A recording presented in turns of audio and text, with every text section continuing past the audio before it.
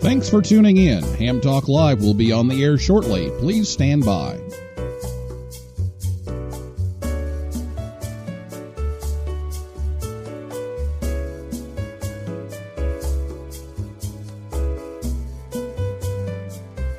This episode of Ham Talk Live is brought to you by Tower Electronics. For connectors, cables, and more, call 920-435-2973 or visit pl-259.com. And by ICOM. Heard it, worked it, logged it. Visit www.icomamerica.com/amateur for more information about ICOM radios.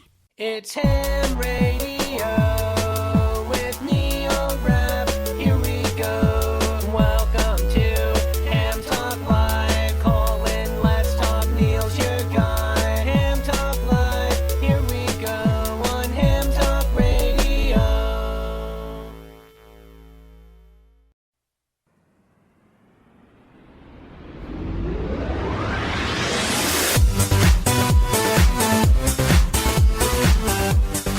Hey, good evening, everyone. It's time for another episode of Ham Talk Live. It's episode number 263. Parks on the Air, Lighthouses, and Ducks with Junie N1DUC recorded live on Thursday, July 1st, 2021. I'm your host, Neil Rapp, WB9VPG. Thanks for tuning in to this episode of Ham Talk Live. Tonight we're joined by Junie Cassone, N1DUC, and we'll take your calls live in just a few minutes.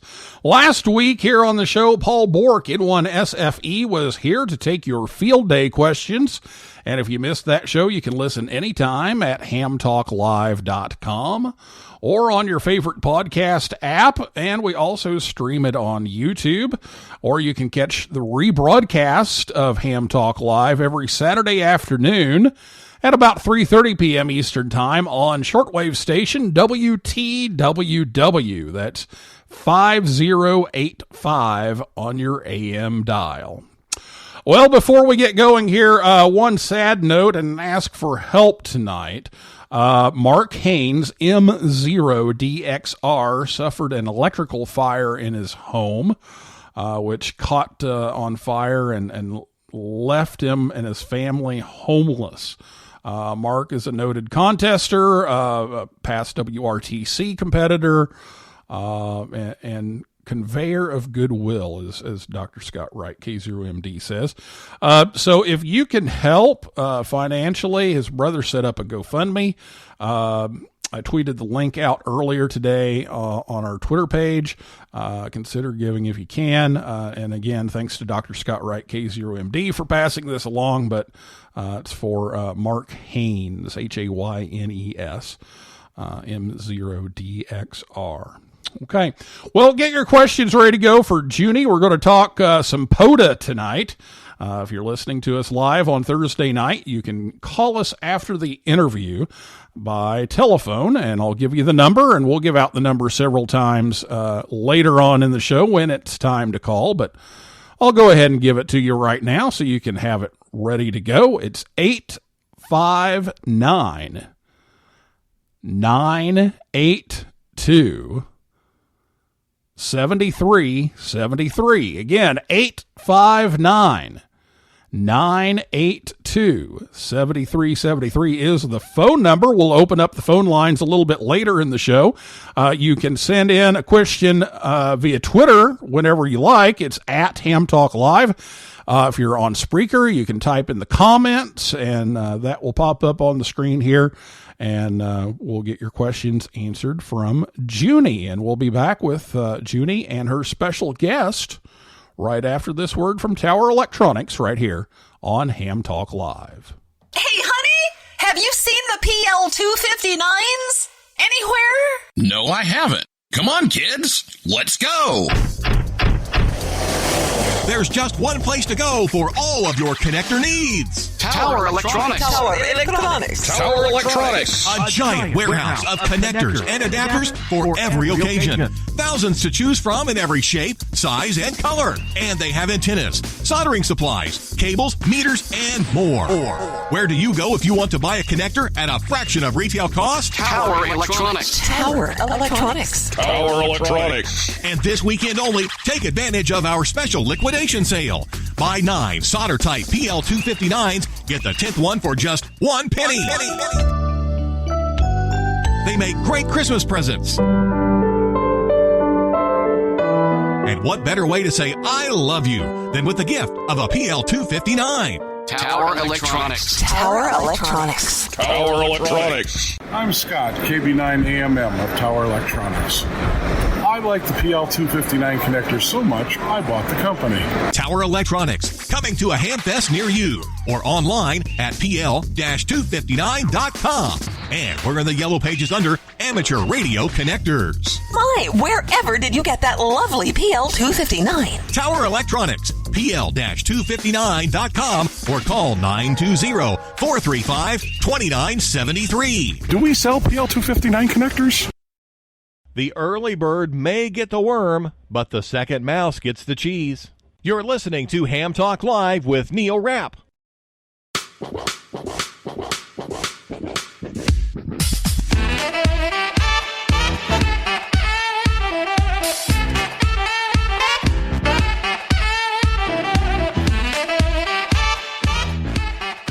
Welcome back to Ham Talk Live. Tower Electronics, they're back out on the Hamfest schedule again, and as I saw in the ARRL Great Lakes email newsletter here, the Hamfests are back with a vengeance.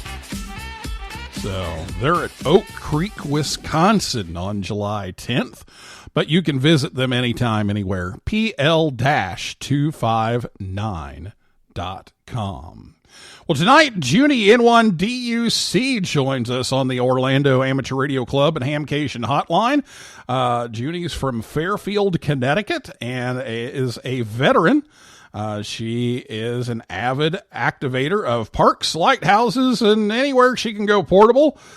She's working on activating parks all over Connecticut, and she's working on activating some lighthouses as well, and she has 11 ducks, and one of them, Mochi, will join us later on in the show tonight. So, Junie, welcome to Ham Talk Live.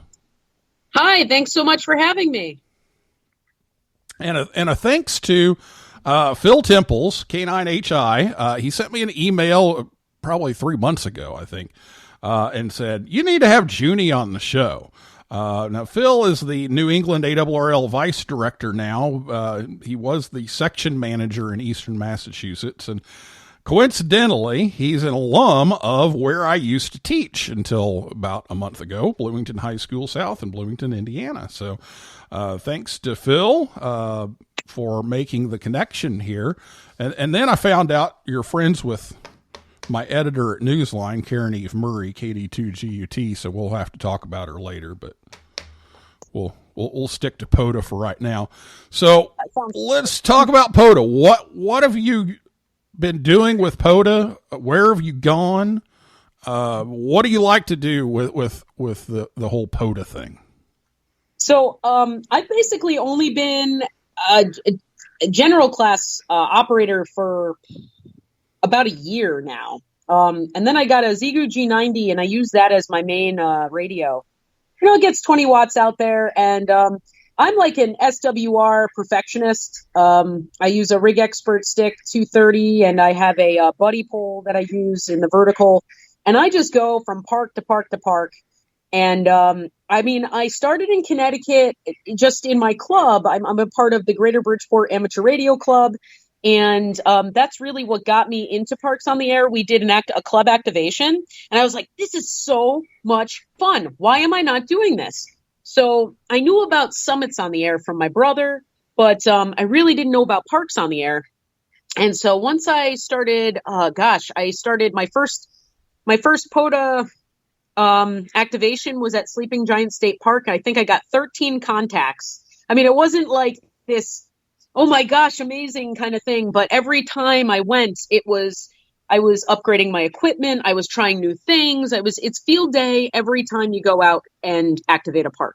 So I started with just one park, and then I just started going to, it became addicting. I honestly was a hunter at first. I was just hunting stations from my home QTH.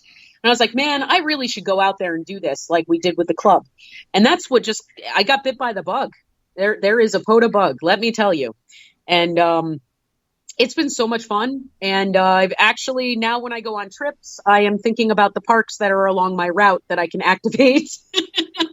I think I'm a POTAholic. So. Yeah, I did the same thing with satellites a few years ago. I never got into satellites and decided, I'd give it a try. And now every time I go somewhere, it's like, what grid line can I get while I'm on the way, on the way there? So yeah, I get it. It's addictive, and you want to just keep adding them up and check them all off the list. And it's always more fun if you check them off of a list. So do you check those off of the list? I'm starting my list. So the plan is to activate from at least one park in every state. And I happen to take a trip south this summer, and I managed to get a whole slew of states in there. And what's really cool about this hobby and about activating is sometimes I bring my friends along. And I also had the opportunity, and they are non-hams, the friends that have come along, and they think that amateur radio is the best. So it's not just me going out to a park and doing my thing, it's showing them what amateur radio is all about. And I had the awesome opportunity to meet 3 different activators that I've made contact with in 2 different locations. One was in South Carolina and the other in Virginia. So I got to meet the activators that I had been making contact with, and it's just a really great way to connect people together. And it's fun. Did I ever mention that? It's fun. It's a lot of fun. You did. So you do sideband, and I know Karen kind of slipped the thing that you were doing the Long Island CW Club thing, learning CW. But do you typically do sideband then, or do you do digital? What do you like to do? So I am the voice single sideband for the most part, because by the time I really have to work on, I want to feel comfortable. If I'm going to do CW, I want to be comfortable that I can send and receive properly. And at this point, I'm not really that confident in my skills.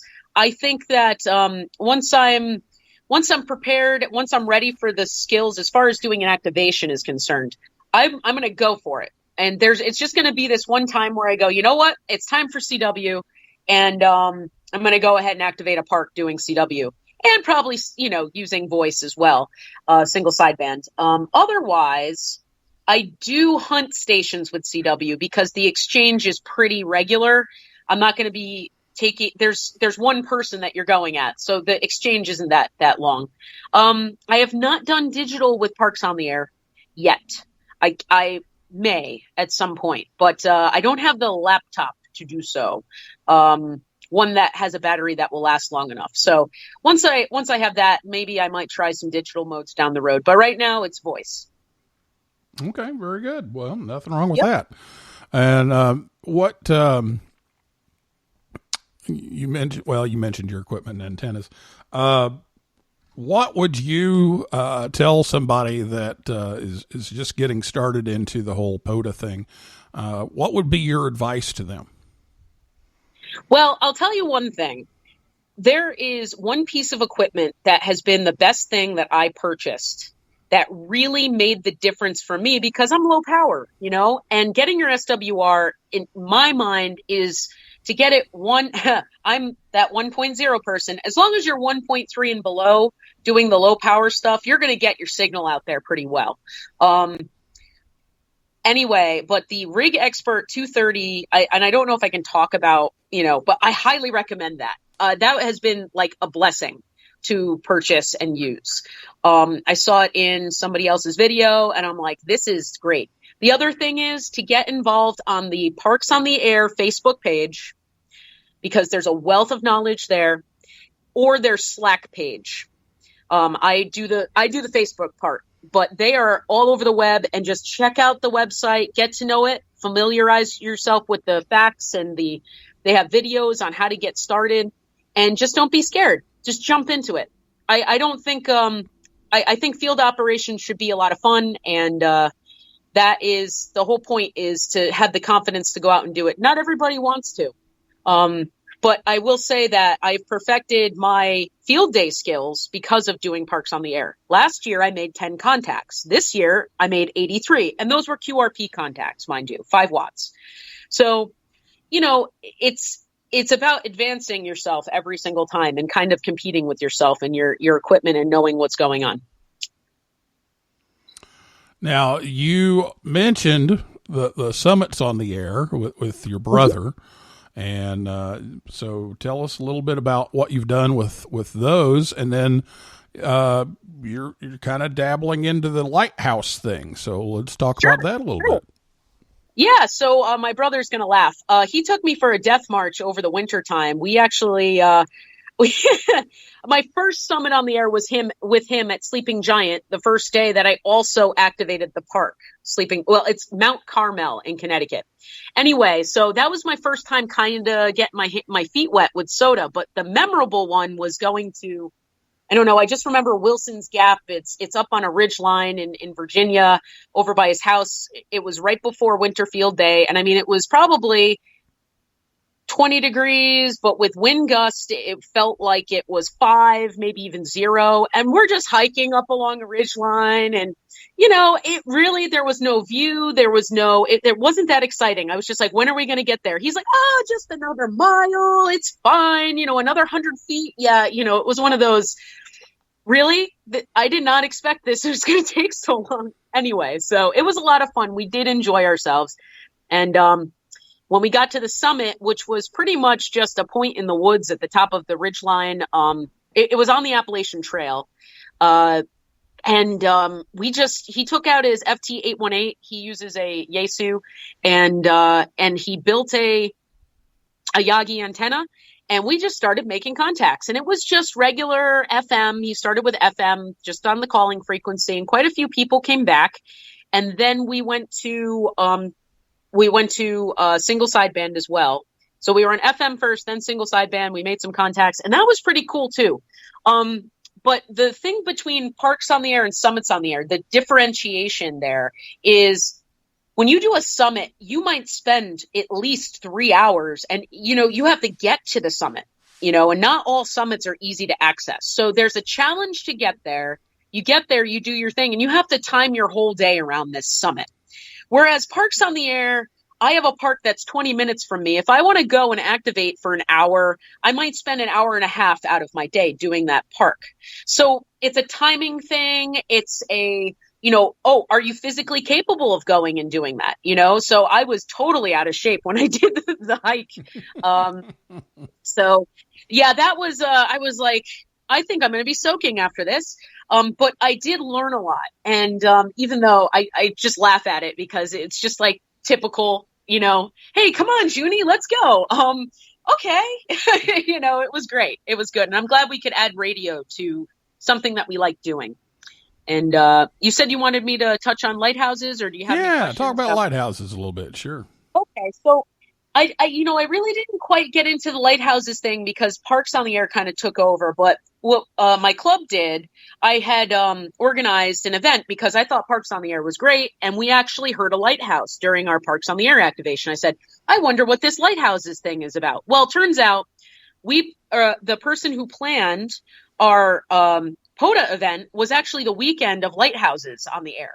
Like, there is a lighthouse weekend where people go and activate lighthouses all over the United States. And of course, we're doing a Parks on the Air activation. I'm like, what is this whole lighthouse thing about? So I looked into it, and there's the Amateur Radio Lighthouse Society, which is basically there's like a website you can go to, and they have like a membership and everything. And you go and you activate lighthouses that are within, you know, their guidelines and everything. So you can search what lighthouses are near you, and you have to be within visual range of the lighthouse. Don't quote me on that one. You might want to check out the website, but I'm pretty sure that's the rule for them. And so we set up at Fairweather Lighthouse in Bridgeport, Connecticut, and we did we had an activation there, and it was a lot of fun. Very similar to Parks on the Air, but I think mainly what we were trying to do as a club was try to educate people around us and just kind of get people to come in and, see what we can do. Also testing our equipment. We try to, it's something that's, I think is really important, is to know your equipment and try new things. So that was my Lighthouses experience. I brought Mochi and Marvel for that one, my ducks. They seemed to enjoy that. They went swimming because we were near water. We weren't out in the woods, which was kind of nice. Lighthouses on the Air. They have some awards too. Parks on the Air has a slew of awards, and their website has, I found it pretty easy to go through. They're growing exponentially. So I'm finding that they're getting way ahead of some of these other groups that are out there, or if not at the same level. So yeah, it's been a lot of fun. I think just portable operations in general is just a fun thing to do. I say fun a lot. Sure. I definitely say fun a lot. Well, that's the name of the game here. So that's quite all right. Well, we're going to take a break. It's time to take a break right now. We're going to come back. We're going to do the joke of the week. We're going to open up the phone lines, and I'll give you the phone number again. It's 859-982-7373. You can give us a call after the break. You can tweet us. You can type into the comments, and we'll take all of your questions about POTA stuff and anything else that Junie's talked about tonight, and we'll meet Mochi when we come back after this word from ICOM America right here on Ham Talk Live. June kicked off hurricane season, and another rough wildfire season may be on the horizon. When natural disasters strike, cellular towers and power grids can quickly become overloaded and incapacitated. Emergency comms need to be instant, reliable, and allow interoperation with other organizations and agencies for relief coordination. Amateur radio provides reliable emergency communications with the added security of system redundancy. In addition to our lineup of amateur D-Star digital, HF, and analog radios, our IC-SAT 100 portable satellite radio and IP501 HM LTE radios are an ideal solution for additional coverage. Use ICOM's VEPG4 radio over IP gateway to bridge these radios and more to various modern communication systems, creating a seamless network. Count on us. ICOM's IC-SAT 100 is the perfect handheld satellite radio for use outside of cellular or network range. By operating on Iridium's constellation of satellites, quickly and easily connect with other PTT services, even from remote areas. A mobile version is also available. Has an emergency call button, Aquaquake AES 256-bit encryption, and a voice recording function. One of many global comms with the push of a button. The IP501H and IP501M radios provide instant wide area coverage over LTE. By using an LTE network, you bypass the need for a pre-existing infrastructure, allowing nationwide coverage without the added costs of building and maintaining your own. And a mobile version is available. Priority interrupt calling, individual group, talk group, multiplex talk group, and all calls, emergency button, lone worker, and man down functions, and vibration alert notifications. Instant wide area coverage over LTE with ICOM's IP510H and M.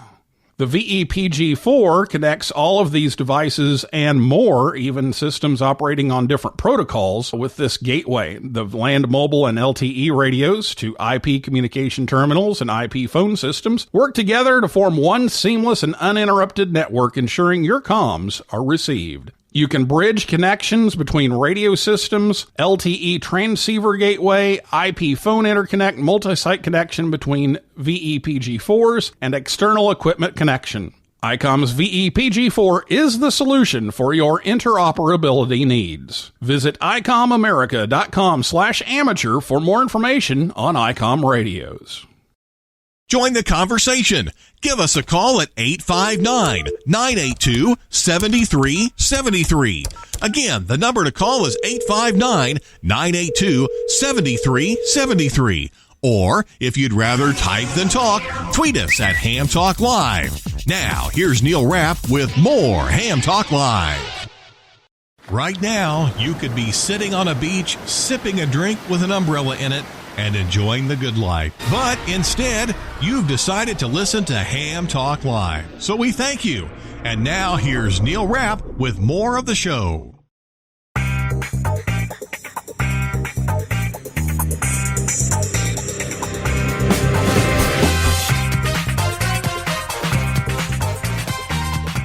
Welcome back to Ham Talk Live. We're on the air every Thursday night at 9 p.m. Eastern Time, right here at hamtalklive.com. And be sure to check us out on Facebook, Twitter, and Instagram. And thanks to ICOM for sponsoring the show. Make sure you check them out at icomamerica.com/amateur. Well, before we get back to Junie and Mochi, it's time once again for the Joke of the Week. Now it's time for the Ham Talk Live Ham Radio Joke of the Week, the part of the show where Rick tells us a ham radio joke. The Ham Talk Live Ham Radio Joke of the Week is brought to you by QRM Labs. Now, here's Rick Garrett in N1DUC with today's Ham Talk Live Joke of the Week.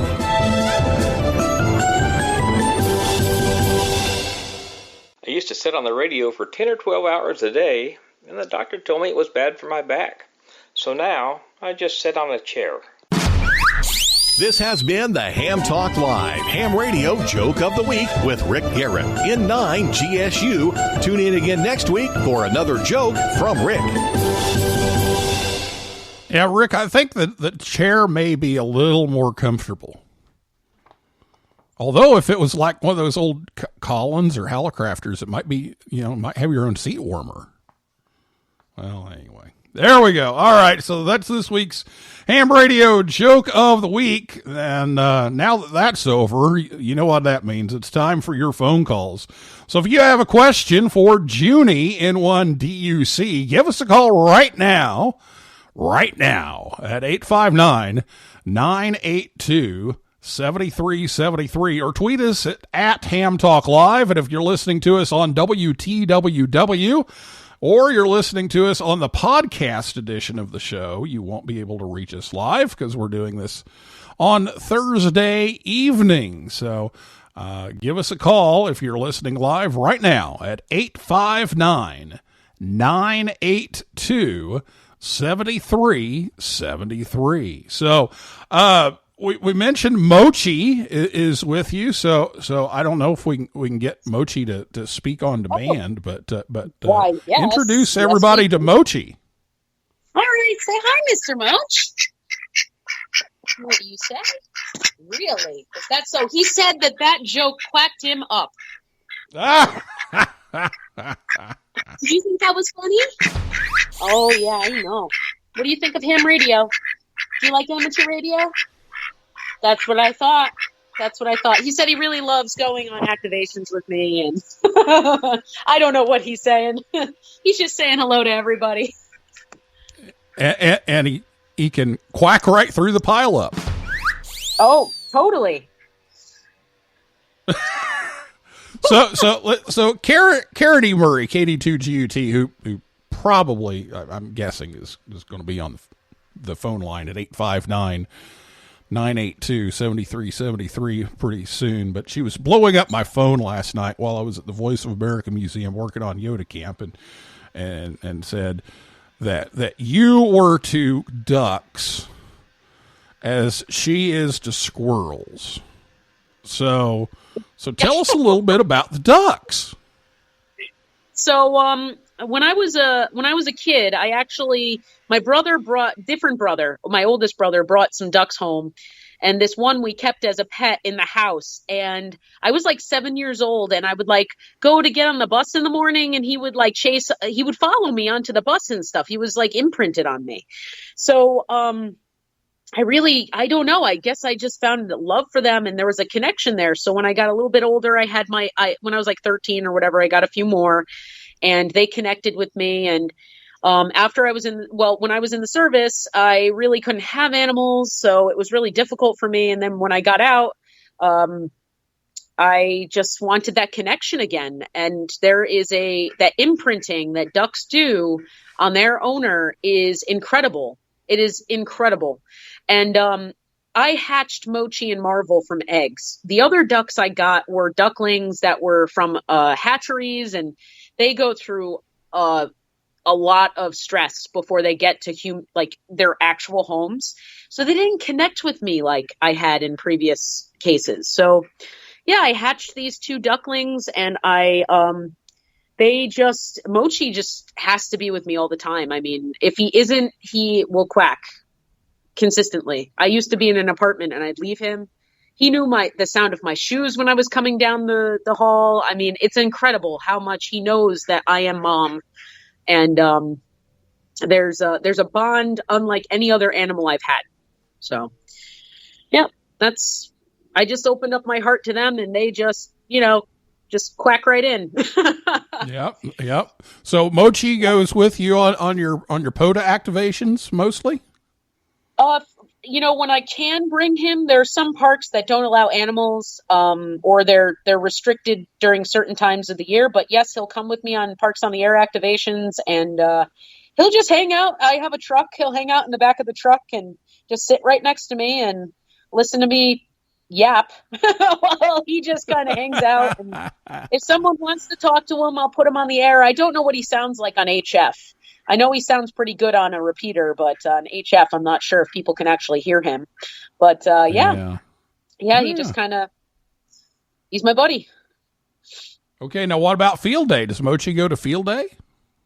Okay, so Mochi came to field day this year for a little while. Mochi and Marvel were in the yard. I have like a fence that I put them in, and then when we weren't operating, I'd walk them around the yard and everything. And because of the plague of the cicadas this year, they were eating all these cicadas all over the yard. They were loving it. So this field day was good. Last field day I did not bring them because my brother and I operated from a place that wouldn't allow them. So it was just it was better this year for them, I guess, as far as staying with me. Very good. Well, if you want to join in, give us a call right now at 859-982-7373. And I need to check the tweets here. So let me check the tweets here real quick. And, not okay. The tweets? Tweets? Yeah, not quacks. It's tweets. I'm sorry. Sorry. Wrong kind of bird. Wrong one. Well, we do have a call on the line, so let's go to the phones. Good evening. Welcome to Ham Talk Live. Thank you. I think you've been expecting me. I have been expecting your call. Yes, I have. Yes. Hi, Junie. Hello. Karen. Hi. This is a great show, and I'm really glad to hear all of Junie's wisdom in portable operating, because that's the one thing I haven't done that's still on my bucket list, and I've promised myself that I will go portable with Junie. So I'd like to suggest, when it's practical to do so, Junie, what Peg and I have been saying about a particular landmark out here in Suffolk County, New York. It is a huge statue. I mean, you can walk inside it, and it is called the Big Duck. And you need to activate the Big Duck, and we need to be there with you. So I'm hoping. And you need to send us pictures. Yeah. It's a huge white duck, and you can set up probably outside and bring Moki and whoever else you like, and I think that would be very cool. I know we've discussed this in the past. I think it's a great idea. That'll be an awesome time for us to get you on the air and in the portable standpoint, and you'll get to see like my gear and stuff like that. So it's awesome. I think I actually saw pictures once you told me about that giant duck over in Long Island. I never even thought that I would find a landmark like that, but I'm sure Mochi will be very confused. And Maybe he'll think it's his mom or something. But yeah, no, I'm totally into that. That sounds like a lot of fun. Yeah, Mochi may think it's a religious shrine. It may be a kind of duck pilgrimage to the holy site of the big duck. By the way, you don't sell any ducks there, do they? Like rubber ducks or anything? I'm not sure. I've never been. This is a very strange sentence I'm about to say. I've never been inside the big duck. It's just a very strange sentence that I'm hearing myself say. So I don't know what's in there. But maybe we can explore. We can explore that together. I look forward to that. You know, the very first prize we gave away on Ham Talk Live when it first started was a glow-in-the-dark miniature rubber duck. How ironic. Oh. That was the very first prize we gave away. What, right? you got the duck on the air tonight. How lucky! It wasn't the rubber duck, that you put on your handheld. It was an actual rubber duck. Oh, it was a rubber duck. It wasn't a rubber ducky antenna that glowed. Oh, right. Really funny because I knew exactly what he was talking about. It was a rubber duck, not to be confused with the one that goes on the radio. With a rubber duck on your antenna. Yes. Oh boy! Oh God! Yeah. Oh God! I That's didn't realize really how many funny. ducks were involved in amateur radio. Yeah, and we could just put them all in a row. Oh, we're going to keep going with the puns here. Oh. Well, Karen's on the show. I mean, if Karen's on the show, the puns have to start. Yes. Yeah, we're just winging it now. Oh boy. Mm-hmm. Well, I did just want to say, Junie, I'm enjoying hearing you. You're inspiring me all over again to get out there. So when things settle down and things settle in, we now have got to do this, take pictures, report to Neil about it, and really get this done. All right. I think that this is the plan. This is the plan. Yeah. That sounds awesome. And I hope that just to kind of go along with the inspiration part, I hope that I am able to kind of get people to know that you don't have to be a ham for a very long time to become portable and get an antenna up at a park or, go out and do something in nature. It's just a great way to get out of the house. You know what I mean? So, and you're generally not in a space with a lot of people around you. You can be in your vehicle and activate. You can be in a field and activate. So I've actually found that I haven't communicated with too many people when I'm at the actual spots, because I know that that's a concern for a lot of people right now. I've gone to some parks, nobody's there. It's been awesome, and sometimes I meet some people and I just talk with them briefly about what I'm doing. And, so I'm glad that I hope that I can inspire people to get out there because it is a great part of the hobby. It's the sub hobby, right? Doing these things. So, I'm glad that I can put a little flame under you there to get you out and maybe do some portable stuff. So I guess Mochi's the other counterpart to that. Right, Moch? Yep. That you have. I've never activated with a duck. So that will be another experience that I do look forward to. I think that will be a good luck duck. I think we will definitely have a good luck duck and make some good contacts. So thank you, Junie, and thanks, Neil, for inviting Junie on the show. Just wanted to check in and go forth and quack them up. All right. Sounds good. Karen Eve Murray, KD2GUT, the editor over at Amateur Radio Newsline. Thank you for calling once again, and happy squirrels and prairie dogs. Thank you, and we'll activate with those. We'll activate with those next. There you go. Won't we?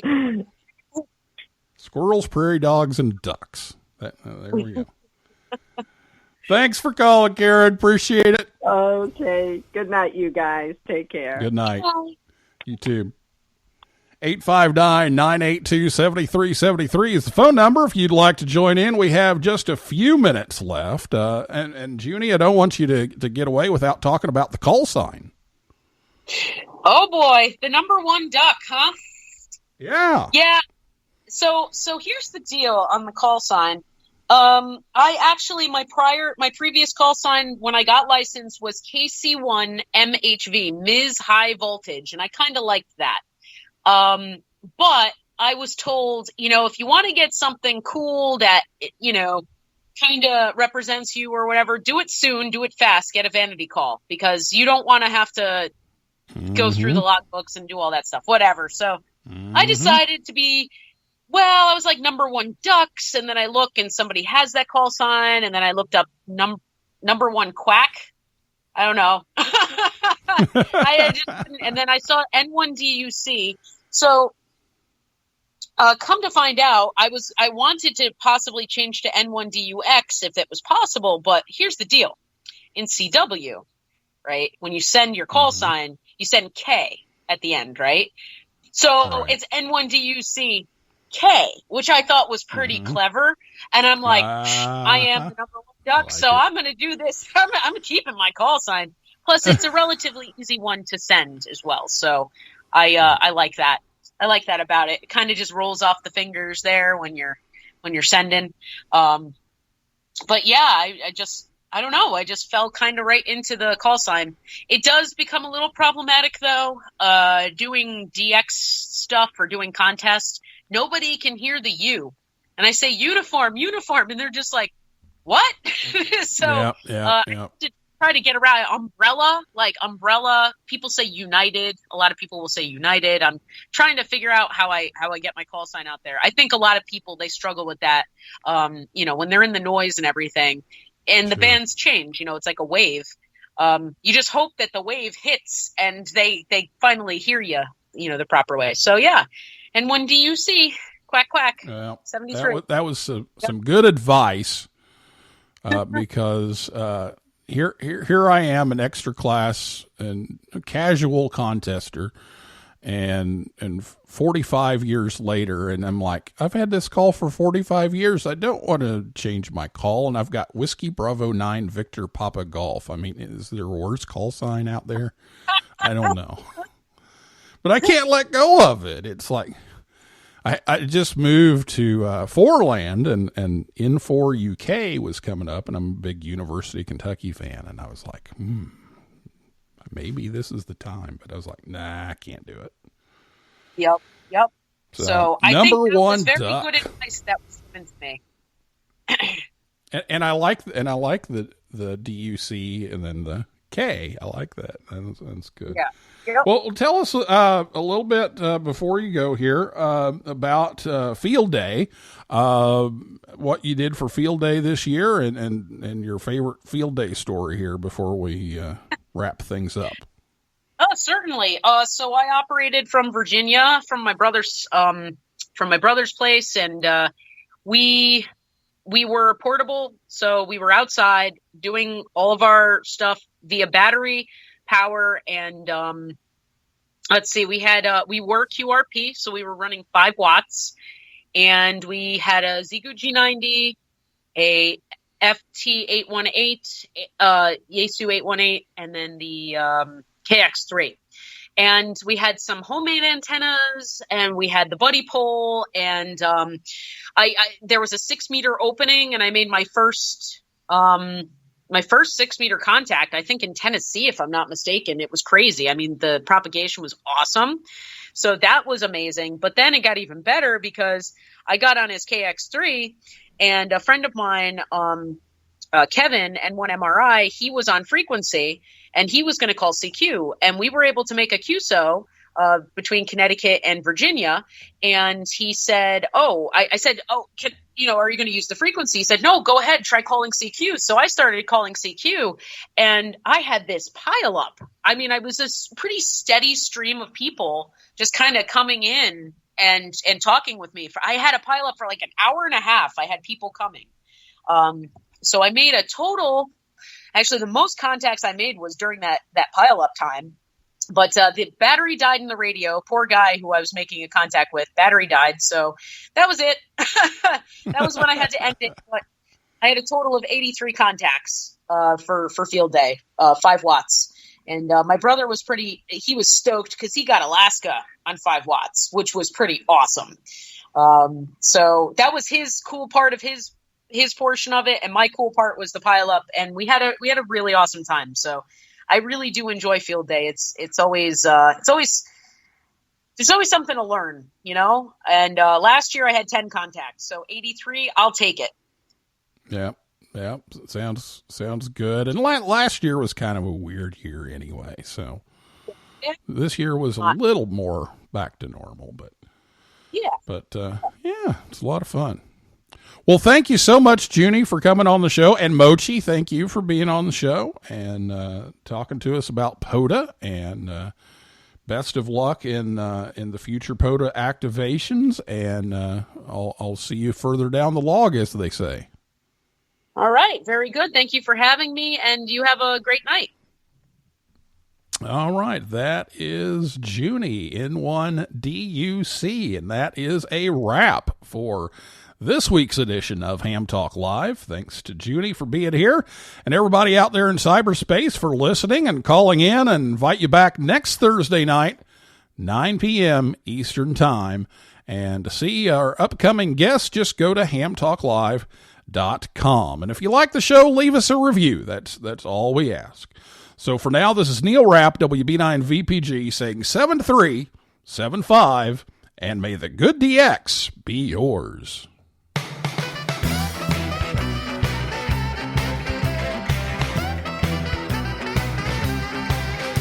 Well, you came right back to my CQ call. Your readability 5 and strength 9. You never once mentioned your weather at all, and I didn't mention mine. We talked and talked for hours and hours. I completely forgot you're a ham. I don't know your power or the height of your tower, and frankly, I don't give a damn. So 73s to you and your family. I'll be seeing you further down the log. Your 73s to you and your family. I'll be seeing you further down the log. It's hard.